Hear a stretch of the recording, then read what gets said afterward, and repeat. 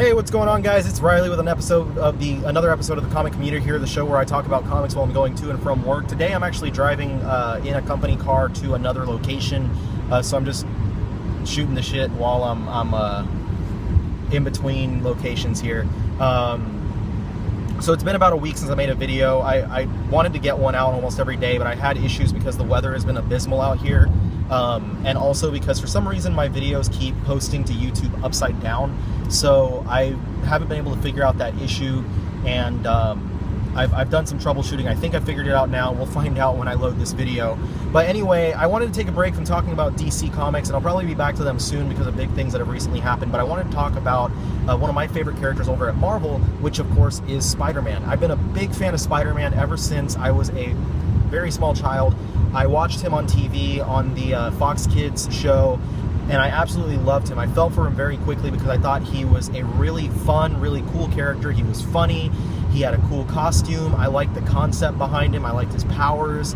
And he had a really great rogues gallery. The villains were really awesome when I was younger, seeing all these really just wacky characters like, you know, Vulture and Venom and Scorpion, Dr. Octopus. They were all so memorable and just crazy and weird. Like, I loved them, and I fell in love with Spider-Man. I would grow up watching the cartoon, reading some old comics about him. I knew everything there was to know about Spider-Man. I had an old Spider-Man like encyclopedia that I memorized from cover to cover. It was great. I love the character, and I still love the character. And of course, we've seen him on film a lot too. You know, around 2000-something, we got the first movie by Sam Raimi starring Tobey Maguire as Peter Parker, and when that movie came out, it was everything to me. I was so excited because my favorite superhero, outside of like just Spider-Man and Batman, were my two favorites, and outside of Batman, Spider-Man really didn't have any movies outside of like the Electric Company shorts and different stuff from like the 70s that I watched when I was really little because I rented them on VHS from Blockbuster. But he didn't have his like major motion picture yet, and they threw it out there, Tobey Maguire with Sam Raimi directing, and I thought it was awesome. I thought it was fantastic. I thought Tobey Maguire did a great job as Spider-Man. I thought that the directing was great. We got to see, you know, Spider-Man swinging around in the cities. He had Mary Jane, he had Harry and Norman Osborn. The villains were there, the action was there, everything was there, and it was fantastic.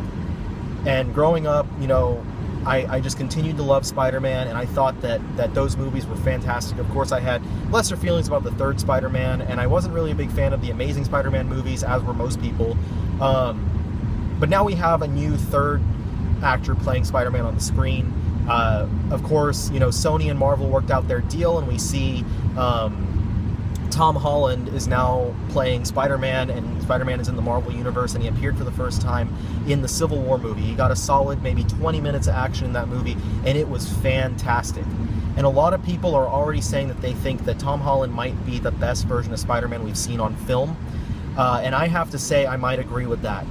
He might be the best version of Spider-Man we've seen on film. Of course, we'll find out for sure once his full-length movie, Homecoming, comes out, but I'm pretty sure that it's going to be a great movie, and it's going to be a great version of the character. And there's a lot of reasons why people will say they think that Tom Holland's going to be the best.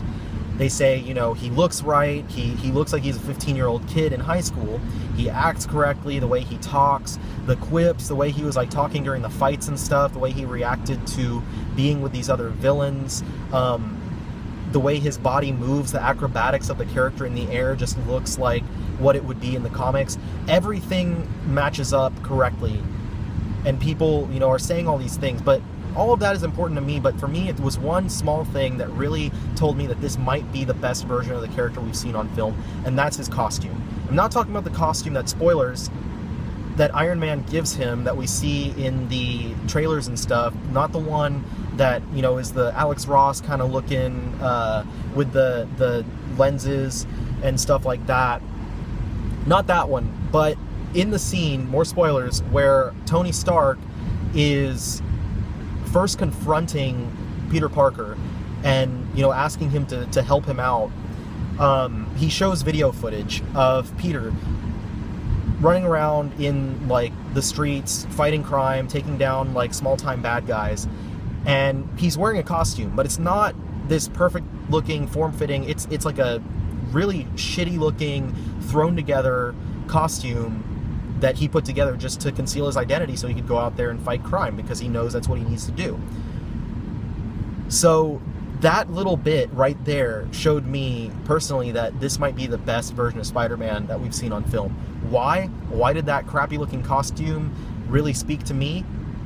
Well, look at the older movies. Look at Tobey Maguire's Spider-Man and Andrew Garfield's Spider-Man. Both of them had really great looking costumes. Well, subjectively, I didn't really like Andrew Garfield's first costume at all. It looked like it was made out of old basketball, but they were great looking costumes. They fit correctly onto their body. They were form-fitting.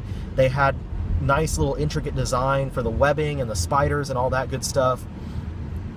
And, you know, the mask fit perfectly. He could breathe out of it. He could speak out of it. He could see out of it. Everything was perfect. But what did those two have in common? Both versions of Peter made those costumes by hand. Tobey Maguire, you see him, you know, go into his room after the whole wrestling thing with the prototype costume. He goes into his room, he designs the costume, he starts sewing it together, and he uses material that he has on hand. He uses, like, whatever material he gets on hand, he sews it together himself from his designs, and it happens to come out perfectly. You know, form-fitting costume with a perfect mask that he can see out of, he can breathe out of, and it has the intricate, like, raised webbing all over the costume with the spider design on the front and the spider on the back, and it looks perfect. Andrew Garfield, same thing. He orders parts and stuff to make this costume. He goes out there and, you know, sews all these pieces together like a diving suit and the mask and these goggles, and makes a costume that is perfectly form-fitting. It has intricate design all over it. It looks like a dirty basketball, but it works perfectly, and he can see out of it, he can speak out of it, he can breathe out of it. And both of the costumes, you know, they can maneuver in them and have those acrobatics that are really important to Spider-Man swinging around the city. But they made those themselves. Peter Parker, a high school student in both of those movies, from the ages of, let's say, 15 to 17, was able to put together a perfect costume. This intricate costume with all the webbing and the spider design that fits perfectly onto their skin. And right there, I kind of have an issue, because I think to myself, when I was in high school, how well could I sew? I could sew a button onto something that would fall off in like 2 days. I could sew two pieces of fabric together that would rip apart in about, 15 minutes, that would look really crappy before it even ripped. That's about my abilities. And I know there are a lot of high school students out there who are really good with, textiles and fabrics and stuff and putting stuff together like that, but not me. And I know that they're not the majority. I know there's a lot of them who are able to go out there and make, these really nice cosplay costumes, because I've seen it. I've seen a lot of y'all do that, and it's awesome, but you're not the majority. And even then, like, these costumes, they're not out of typical material. They have really intricate design on them. They're really well put together, but I'm supposed to believe that a high schooler did that. I'm sorry, but I can't believe that, because if I was in high school and I'm trying to make a Spider-Man costume, I guarantee you what it would be a long sleeve blue shirt with a short sleeve red shirt over it, and for a mask, probably a pair of like red undies, clean, mind you, that I pretend the leg holes are eye holes. That's my costume. I'm not saying that I actually did that. Maybe I did actually do that. I'm not going to say anything on that fact.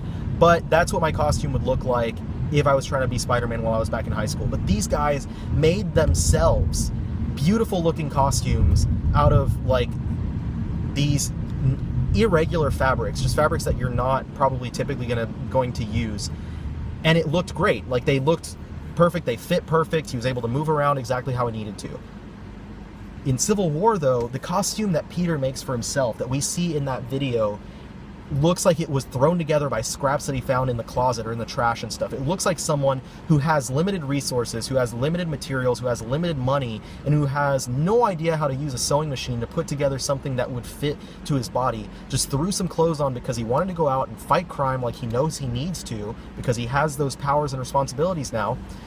And he just throws on a mask so he doesn't, so he keeps his secret identity, but it doesn't look good. It looks like a pile of crap. And I loved it, because it made sense for a kid who's 15 to 17 years old in high school to put together a crappy looking costume like that. And where does he get the nice looking costume? He doesn't make it himself like the other ones did. No, he doesn't upgrade himself, but he has Tony Stark, a man who has money, who has resources, who can get the materials, who can have people come out and make that costume for him. Tony Stark designs the costume, makes it for him, and gives it to him because he says, hey man, you need a serious upgrade. And it's great because that little detail, to me, it shows that they're paying attention to the little things. Making sure that this kid, who's 15 years old, he wouldn't know how to make a costume, so they get someone who would know how to make a costume, who could make a costume for him to make his costume. It's a little detail, and it's not really, you know, informing us about Tom Holland as Spider-Man, but what it does inform us about is the fact that the team who's working on this movie, you know, the producers, the director, the people who are in charge of the costumes and all that good stuff, they're really paying attention to what's important. They're really paying attention to the little things, you know, the little details that are going to come out and make this movie special. And I think that Tom Holland will also do a beautiful job in this movie, but it's really those little things that just sell it, and they make it really important. The costume, the prototype costume, the fact that there's a scene where he totally uses his spider senses, and he's like, you know, hey, something's not right here, and then all of a sudden Ant-Man pops out. Like, those little things and little details are what really makes this movie stand out as being something special, and I love it for that. But that's just my opinion. If y'all don't share my opinion, that's fine. That's